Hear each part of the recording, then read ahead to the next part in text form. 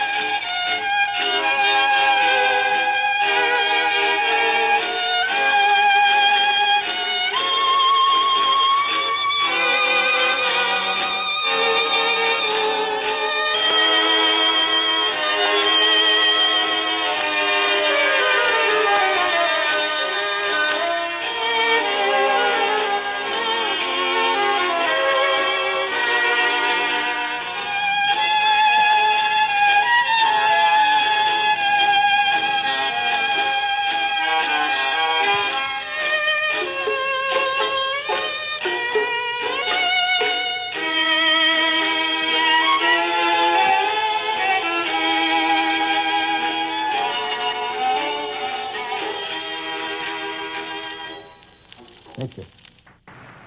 Vor uns liegt Deutschland, in uns marschiert Deutschland und hinter uns kommt Deutschland.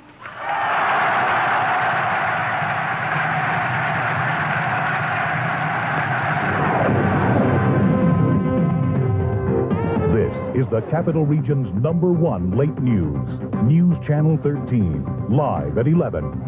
Tonight's top story, how Adolf Hitler's hat wound up in Albany. Good evening, I'm Chris Kapistache. I'm Ed Daig, and it's certainly a long way from Munich where it was found, but Adolf Hitler's hat was in Albany tonight. And about 3 hours ago, a local man passed it on to a national museum. Bill Lambden is at the Albany Jewish Community Center now with the rest of the story. Bill. Yes, Ed and Chris, unlikely as it sounds, a hat believed to have belonged to Adolf Hitler has been stored away in an Albany basement for almost half a century, only to be taken out and loaned to a worthy organization in a ceremony here tonight.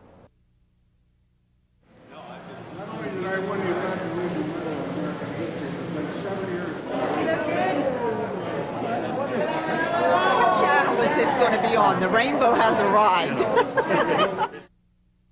The name, 42nd Rainbow Division, rings a bell loud and clear.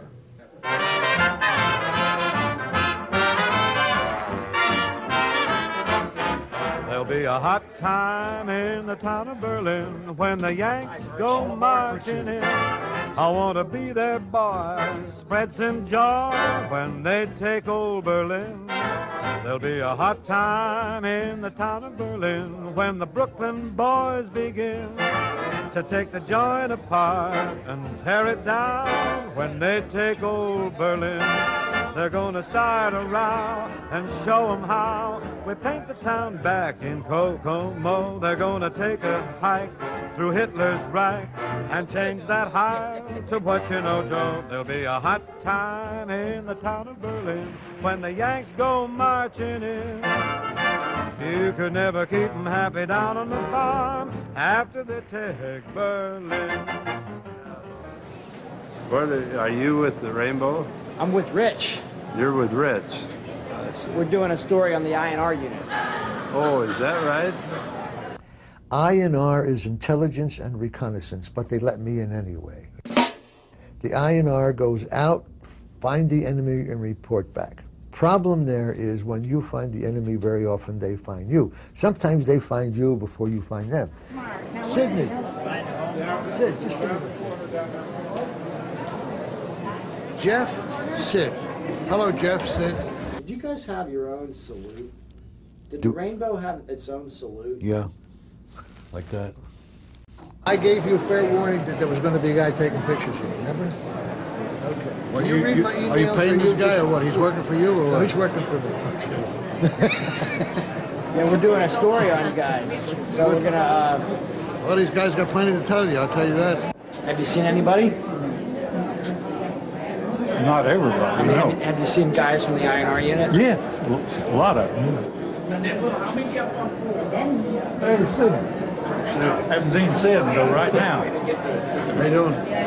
Trying to go up. If I were to characterize myself, I was sort of like a trained German shepherd or something. I was trained to go over there and break things and kick in doors and shoot people. That was that's the way I was trained, you know. Fritz Krinkler, he's a piece of work. He is really a piece of work. When he came into the platoon, he still had a German accent. He was like, he and his family were the last to get out of Germany. They drafted him and sent him back. He said to me, I can't shoot at these people. How am I supposed to shoot at these people? He says, I'm from here. I got relatives here. How am I going to do that? I said, don't worry, it'll come naturally. And the first time he got shot at, he went crazy. He had no more problem shooting at people. But he's a great guy. We had a lot of fun together. Haven't seen him in 55 years until he came till Wednesday. Wednesday I saw him the first time in 55 years. I don't have a hat. You don't need a hat. I need a hat. No, you don't need a hat. Oh, wait a minute. Yeah, hold on to your head. Yeah. Okay, wait a minute. I got to do this shit.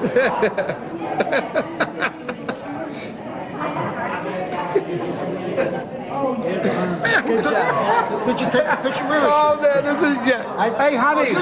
Honey, did you take a picture? What do you expect? We were posing for you, and this guy took the picture. Rich was a big leveler with his antics. Get ready for me?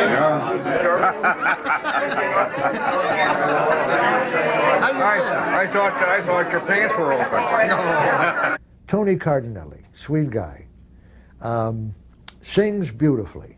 Is an old show business statement. You know. Jews tell jokes, Italians sing. You know, so he's the singer. I tell the jokes. We're a team. You know. See if I can find the right key here. So I'll sing you to sleep after the lovin' with a song I just wrote yesterday. And I hope you can hear what the words and the music have to say. Everybody had a kind of a nickname to him. I didn't know, most of the guys, you either knew their first name or the last name, and you never called them by both, never. So I was Ding Dong. You know, my name's Bell, so all the way, my name's Ding Dong. Do you remember the house we stayed in? Yeah, sure I remember the house I stayed in. There was a really beautiful young kid. There she goes again. The mother was just as beautiful as the child. And she never let that child out of her sight. Well, you were there. I'm amazed that guys who participated in events that I remember so clearly and vividly, they have no recollection of. Now, I don't know whether I have an exceptional memory or imagination, or it was insignificant to them. But I know these things happened, and I know they were there. So in my own mind, they don't remember, but it did happen, and they were there. That's me, Carol Grapel, he's dead. I said they get so involved in that, they don't know anything else is going on. Just like brothers when they get together. He died very young. He kept it up. But I got his lips up. He looked like, that's who I told him. Yeah, that's right. Chunkier. Carol wear glasses. Yes, he did. 1944 gives way to 1945. In Belgium, Allied fighting men struggle on. On the Atlantic, merchant mariners are busy. A Marine somewhere in the Pacific is very tired. A Navy gunner wounded in action, and overseas many of his brothers in arms will never see the new year. 1944 was a costly year. Its casualties have paid for great victories, victories that have blazed in the headlines. INR platoon ran into an ambush, and I guess 5 were wounded, 5 captured, 4 killed. It was dark, couldn't see a thing. I happened to have a German flashlight with me. We had 2 squads. One was always in the lead, one always in the rear, and I was in the last Jeep in the whole column was what it was known as the getaway Jeep. And in the event we ran into a problem such as we did that night, it was our responsibility to get out of there if we could, go back and get help, and come back and see if we could help those people that were in trouble. And that's what we did. Anyway, it was about 7 of us. We all jumped out of the Jeep, and we began firing back at the Germans, attempting to fight our way out of this deal, whatever it happened to be. We really didn't know because it was 3 o'clock in the morning. We didn't know how many were there. We were fairly close because we could hear the Germans talking. One of them threw a concussion grenade, which luckily didn't have the shrapnel shield on it. And it lit right in front of me. I could see it spinning there. And all I did was lower my head and let my shoulders and helmet take the blast, and still have ringing in the ears. We crawled up a little embankment, and I could see some figures in the moonlight at the crest of a hill, and I began firing at them. And one of the people yelled out at whom I was firing at, "Don't shoot, I'm captured." It turned out to be Stanley Ortowitz, one of our guys. When I got back to where we were ambushed, I saw nothing. But we soon found out when we patrolled up to where we'd been initially shot at, we received a lot of fire from the Germans who were still there, unbeknownst to us, and we lost another man killed right then. This was somebody from your INR? It was a fellow named Morris Tyler. He had been a three-year man at VMI. He was at PFC and a great guy, and he died. He and I were right together. We weren't 2 feet apart, and he was hit through the chest, and I tried to drag him back up to the road, and he helped me for a while. Then all of a sudden he stopped helping, and the guy was dead. After this episode was over, we went back to our base. It turned out that we had, I don't know, maybe 4 or 5 men killed, and 4 or 5 men captured, some wounded. So out of 28 men, I think we lost about half of them killed and captured. I might mention, most of the guys don't know this, but that night we were shot at, there was a German that was coming up the road with what we call a burp gun. It was night, but all I could see was his shadow, and he had come up right in line with our Jeep. This is before we took off, and he had this burp gun on his hip, and he was spraying up and down the road, and he didn't see us apparently, and we had a .30 caliber machine gun on our Jeep, and I managed to get back to the Jeep, and he didn't see me, but I saw his outline, and I gave him a burst, and I must have cut that Kraut right in half. So he didn't shoot anymore. It's hard to talk about the things that happened, about shooting people, killing people, you know, and that. I mean, and then what helped you cope with that? Nothing that I remember. We just knew what we had to do and did it. As far as I know, there was nobody in our group that ever refused to go. From Nuremberg toward Munich, the Nazis had fought a rear guard action, briefly defending, then retreating to the next. Hot in pursuit came the Rainbow Men. They were now heading directly south from Munich, with the last serious obstacle overcome. The route of their advance headed directly toward the most famous of all German horror prisons, the concentration camp of Dachau. Is a village of Dachau. They gave us new maps and they said, go to Dachau. We looked at it, we said, okay, we're going to a village. Nobody told us about a concentration camp. We had no idea that there was a concentration camp. We didn't even know what a concentration camp was. So this was a total shock. And I remember that we gathered around, had a fire going in our platoon leader, Lieutenant Short, was there. And he talked about, we have to make time today. We're going to not take prisoners. If you see people surrendering, tell them, just point to the back so they'll know that they are to keep moving back. We want to keep going. We don't want to get into firefights because that'll delay us. We just want to keep running. And with that, he pulled out a bottle of booze, real booze. And we only got 7 or 8 of us around the campfire, and we all took a slug. My particular squad came under fire outside of Dachau. I don't remember exactly the name of the place. However, I do remember it was a courtyard with a barn. I went to the front door, and I pounded on it. I had a BAR at the time, and I pounded on the door, and nothing happened. So I threw a grenade into there was a front window, and I was able to throw a grenade into the front room, and the door was so thick there was no danger of shrapnel ever coming back through it. And finally I heard footsteps, and the door gets thrown open, and there's a farmer there. And I checked the rooms in the lower part of the house, and there was nobody there, but as I turned to go out, there was a little trap door, and I saw it up maybe an inch. And somebody picked up the trap door in this house. I don't know if they told you this story. And they looked down, and the whole cellar was full of German soldiers.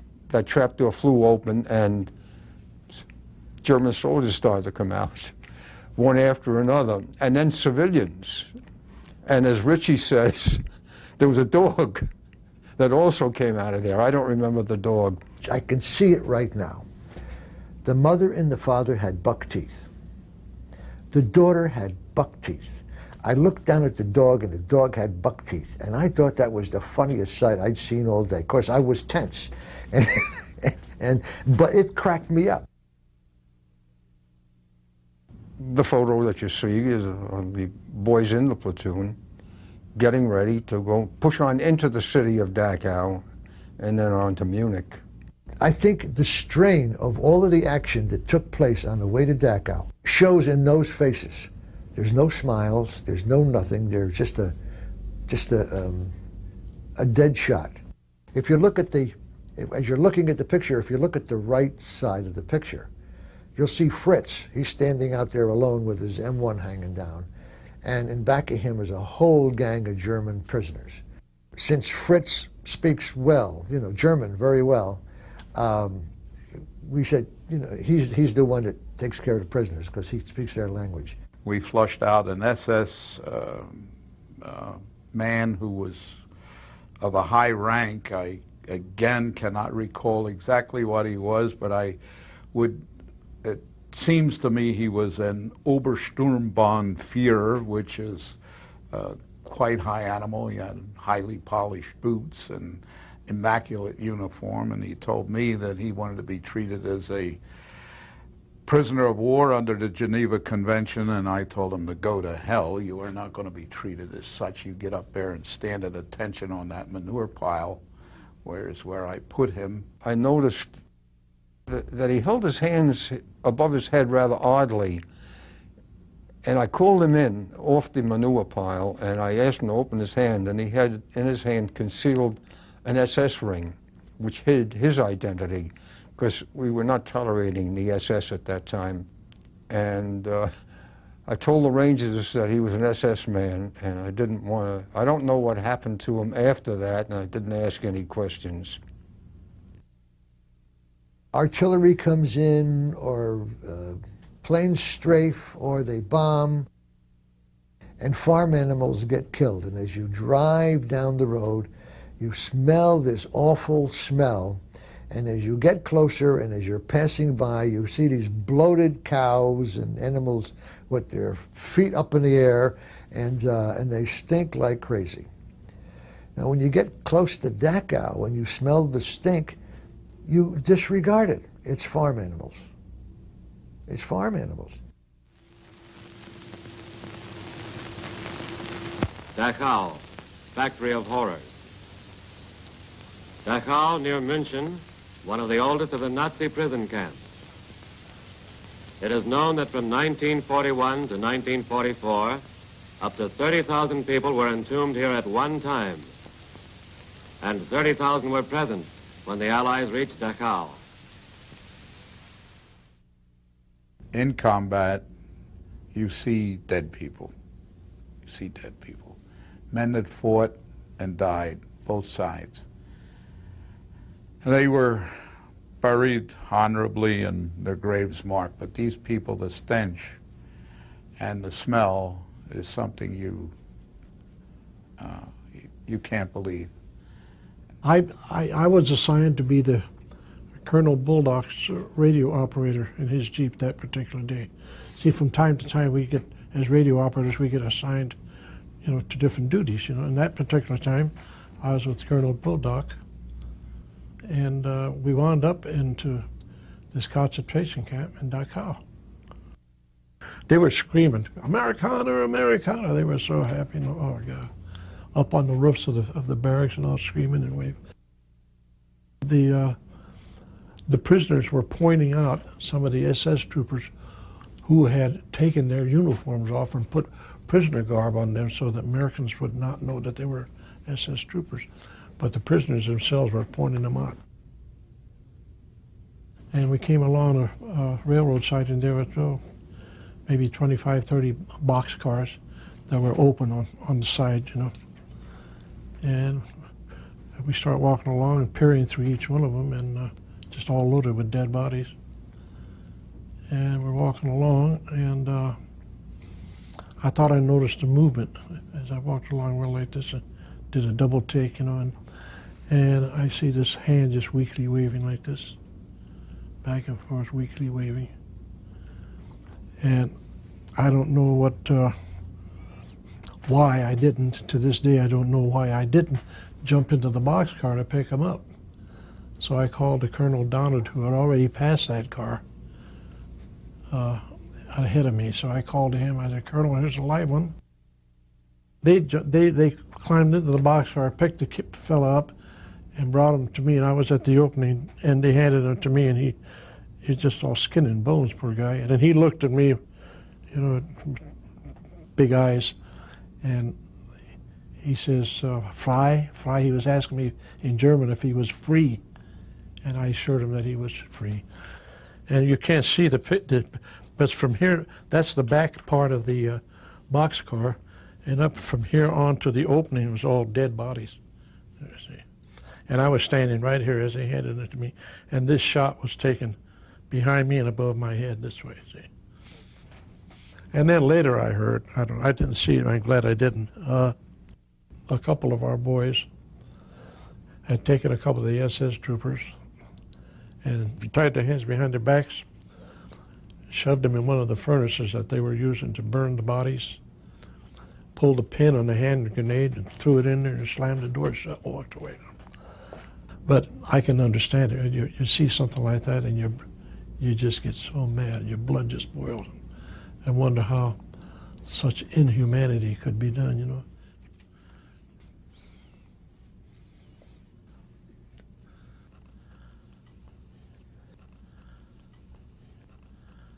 It was just a terrible day. Terrible day. Munich was only about 9 miles from Dachau. Very close. As I remember, we saw an awful lot of German prisoners of war with their hands over their heads or up on top of their heads. A lot of German officers would know, but there was no fight at all in Munich. We saw an awful lot of released prisoners of war, most of which were British. We got called into the CP. There were a couple of big German guys there, civilians, who apparently had been filtering out information to us. The civilians in Munich did not want any more problem. They didn't want to get killed. They didn't want more damage.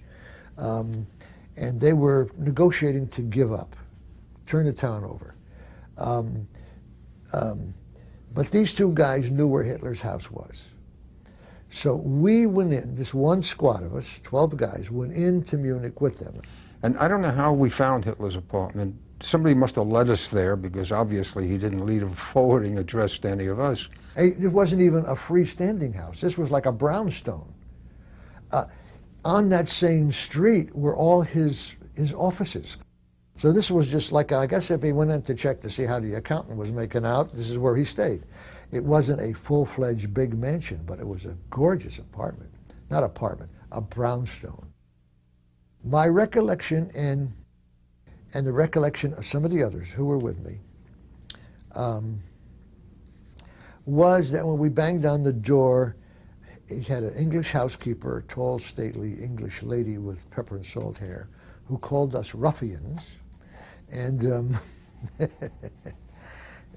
she said, well, I don't know why everybody's so mad at Mr. Hitler. He's such a fine man. The temptation to push her down the stairs was overwhelming. Everybody wanted a shot at that. But we went into the apartment anyway. I ran into a bedroom, which happened to be his. I pulled open all the drawers and they were cleaned out. Incidentally, the house was furnished beautifully. The pictures were still on the wall. Everything was in great shape, but his personal stuff was gone. I went into his closet, which was also empty, and I saw something on an upper shelf, and I pulled the chair over, climbed up, and got it, and it was a beautiful top hat with initials in big gold letters, A.H. When I looked in this hat and saw A.H., I could actually see his head in the hat. And I was so pissed from the day before that I threw it on the floor, jumped off the chair, and stomped it. Immediately, I saw his head in it. Immediately, I wanted to do something to that head. Immediately, I threw it on the floor and jumped on it. That was kind of probably symbolic of what I wanted to do with him if I had him in my hands at the moment. Stomp him. Did you just stomp with all your might? Did it? Well, the damage, the initial damage was extreme because I jumped off the chair onto the hat. Now that's full weight on the hat. And then I stomped it a little bit more just for the hell of it. I jumped off the chair onto the hat. I continued to stomp it, foot after foot, like this here. I didn't jump up and down with both feet. I was, just stomped it like this. Couple of minutes, a minute or two, that's it. It's enough. Apparently Rich and Dave Barr went into Hitler's house there. We didn't know it was Hitler's house. And we must, at least I was outside maybe just checking around. And next thing I knew, he had this hat and he was fooling around with it. I said, where'd you get it? He said, I got it at Hitler's house over there. And he turned it over and there's Hitler's initials right in the band of the hat, A.H. And I thought that was really funny. I don't know how he kept it and where he kept it or how. I mean, I wasn't concerned with hats. I wasn't in the clothing business, I was over there. I was at war, buddy. It was the police dog for the platoon, I thought that was great that he had the hat. And of course he got angry with it and stomped on it. But he even made something funny out of that. There was a collapsible, because they did make top hats that would fold up. He held up something, and I have to think it was a comb, though carrying the comb into combat is the last thing I'd think of. But he had something black, and knowing Richie, he would prance up and down and make wild gestures, and I thought that was very amusing. It's one of those things that you just cannot forget after having seen it. The next memory is not really a memory. It's what Herb told me. I walked out wearing the hat, walking around like Charlie Chaplin. That's all I can tell you because that's as far as it goes. I don't even remember leaving the place. Ein Tomenia bis ein Strapf, und der Blitzen sagt der Klutz. Ich bleib noch straff mit der...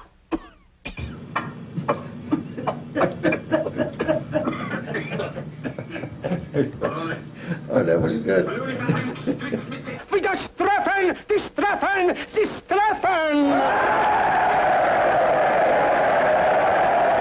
Admiral Hinkler has just said yesterday Tomania was down, but today she has risen.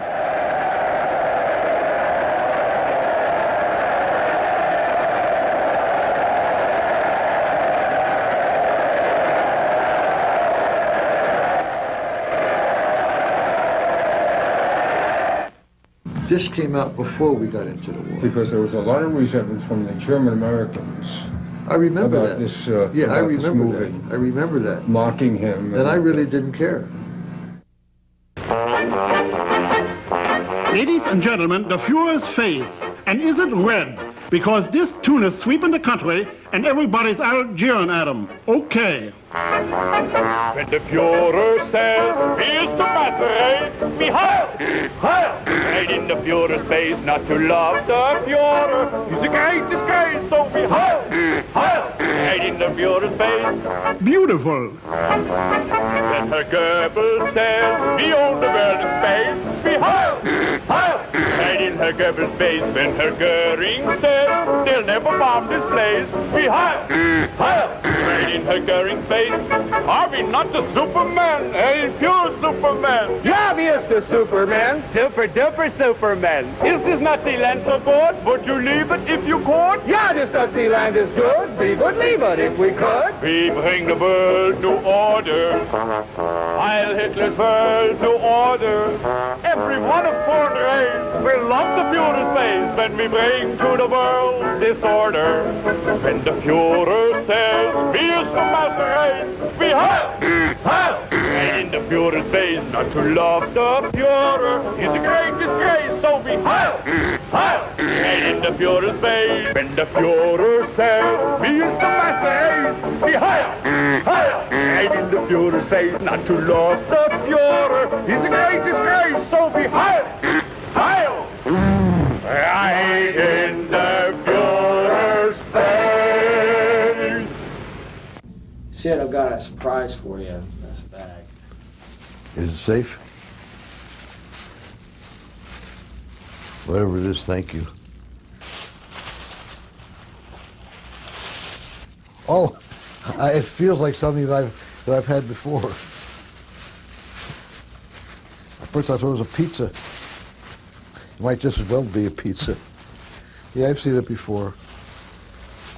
That's it. That is the hat. When's the last time you've seen it? That day in the Munich apartment in 1945. This looks like the hat that Harpo Marx might wear.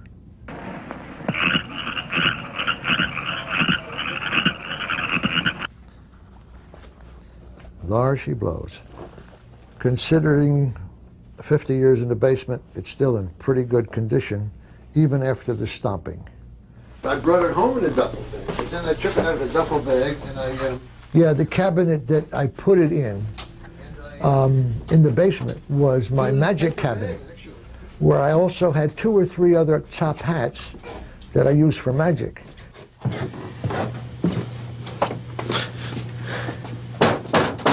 This is a magic cabinet of mine. It's full of crap. And it was down here on the bottom shelf in a paper bag. That's right. Yes, it was down there in the paper bag on the bottom shelf. What did it mean to you to have like Hitler's hat like in the bottom of your magic? Never gave it a thought. I never gave it a thought. I only work with one top hat. I only use the top hat for one item, one effect. Paper balls in the hat. That's the only thing I use it for. I don't use it for anything else.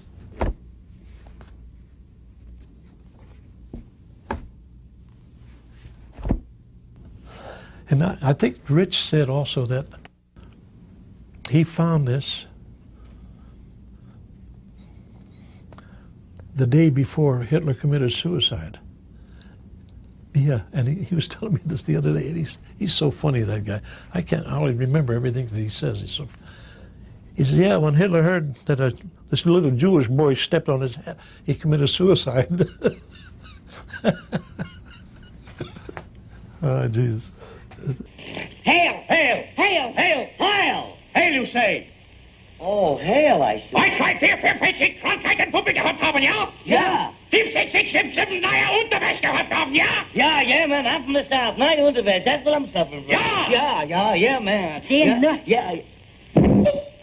Word apparently traveled back from regiment. Maybe the colonel was talking to the general, I don't know. but that there's, you know, a guy here with Hitler's hat.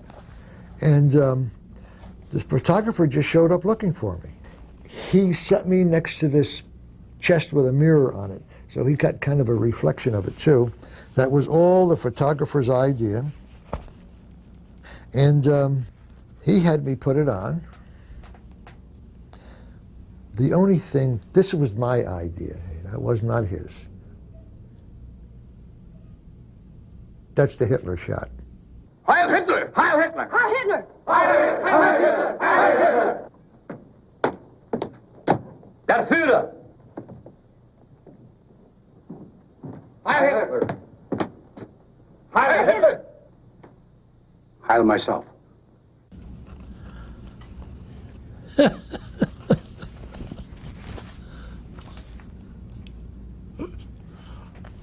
Well, I don't want to even say that. See, dude.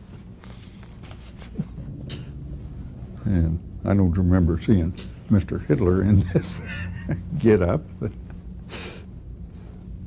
I honestly and truly believe that if this hat was in perfect condition, it wouldn't mean quite as much.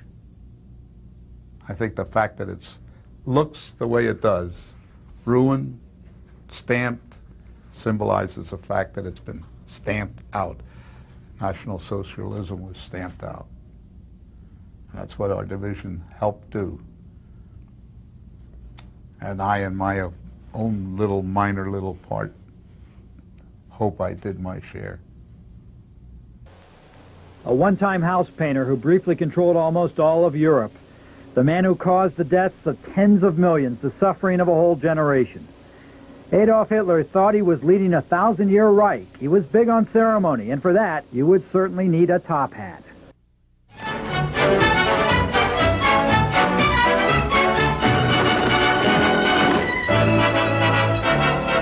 I just got an invitation through the mail. Your presence requested this evening is formal. Top hat, white tie, and tails. Nothing now could take the wind out of my sails. Because I'm invited to step out this evening in top hat, white tie, and tails. Oh, I'm putting on the top hat, tying up my white tie, brushing off my tails. I'm duding up my shirt front, putting in the shirt studs, polishing my nails. I'm stepping out, my dear, to breathe an atmosphere that simply reeks with class. And I trust that you'll excuse my dust when I step on the gas. Would you like to see the inside? Absolutely.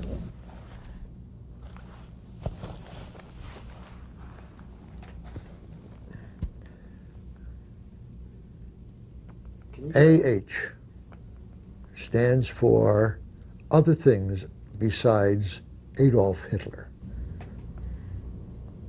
You can say it. I can say it? Asshole. That's what I can say. We knew we were winning the war when you get the Fuhrer's hat.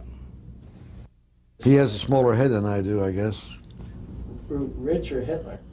They both do, because it doesn't fit me very well. Lettering gets gold, yeah. There could be some... Saul didn't believe me. He didn't believe you what?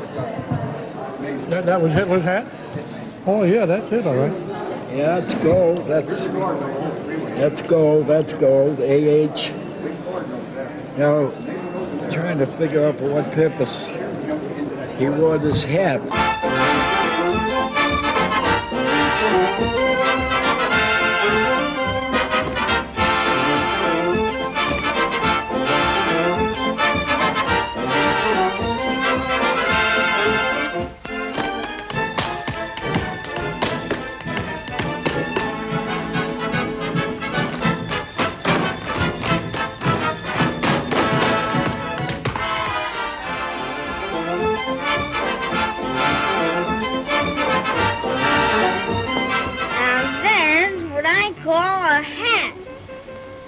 Did he forget he had the hat, or was it just time to hand it over? I'm sorry, Ed. Repeat the question. I had trouble hearing you. I said, did he forget he had the hat all these years, or was it just time to hand it over? No, I think he was aware of the fact that he had it. I get the impression that, you know, as for so many veterans of World War II, it certainly was not a happy experience, and for a long time it took a while to come to terms with what he had gone through, because just the day before he was in Munich, he had gone to the death camp at Dachau. Sure, so the hat became too full of memories. Understood. Thank you. Bill Landon, live. Chris. It stayed in the closet all those years because I did not think about, I didn't think about anything that happened. I just didn't talk about it. And this was part of something that I wasn't talking about. And it wasn't until I got together with my guys in '93 that I found out that I could talk about it, because I remembered everything pretty much correctly. And I kind of got it out. I guess I had a little therapy session in 1993. And I still didn't really talk about the hat until I was asked for souvenirs for the museum. And that's when the hat actually came out, in '95.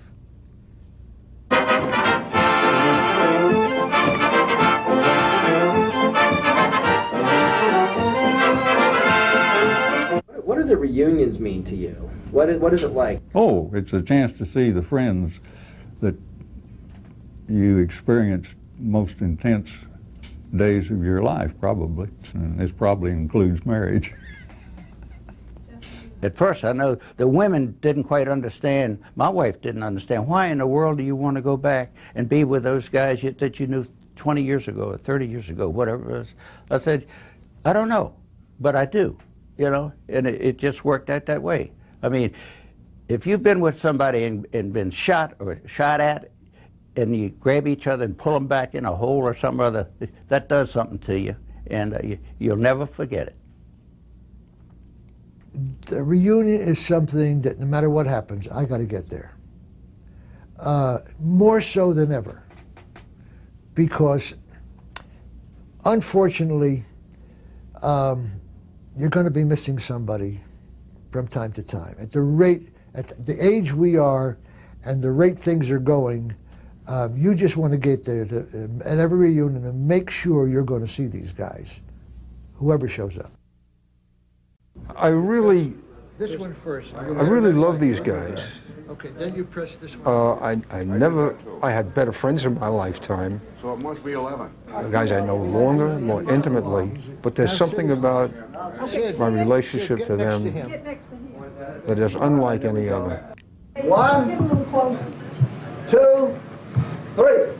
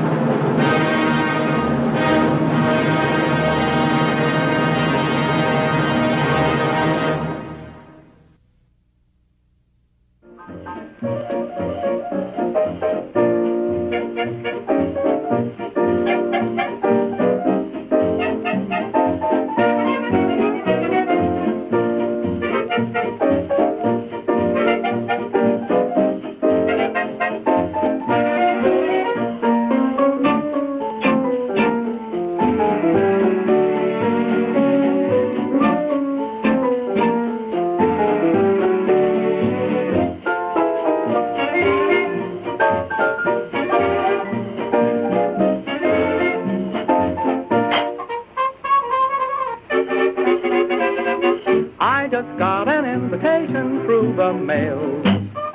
Your present requested this evening is formal, a top hat, a white tie, and tail. Nothing now could take the wind out of my sails. because I'm invited to step out this evening with top hat, white tie, and tails. Oh, I'm putting on my top hat, tying up a white tie, brushing off my tails.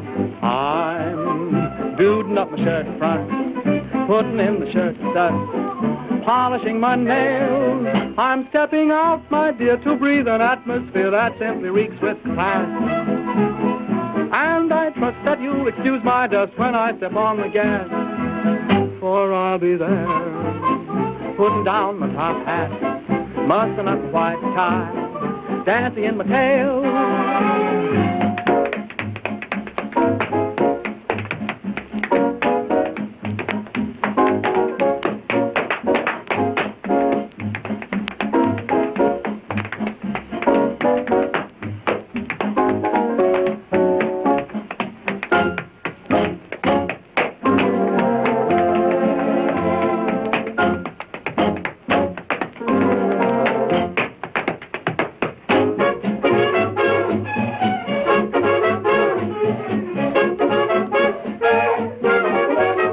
Putting down my top hat, mussing up my white tie, dancing in my tails. Putting down my top hat, mussing up my white tie, dancing in my tails. Putting down my top hat, mussing up my white tie, dancing in my tails. Putting down my top hat, mussing up my white tie.